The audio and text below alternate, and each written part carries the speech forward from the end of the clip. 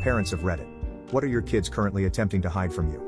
1. A few years ago I was going through my son's backpack, 3rd grade, and found a can of ravioli. That's all well, except I never bought any ravioli. When I asked him about it, he burst into tears and pulled out a box under his bed filled with ravioli. He then proceeded to tell me how this girl that picks on him and says they are married gives him ravioli every day and makes him take it. I can just picture this girl's mother telling her the way to a man's heart is through his stomach. 2. My 2-year-old attempts to hide the family dog, who is 75 pounds, in various places in his room so that the dog can sleep in there with him.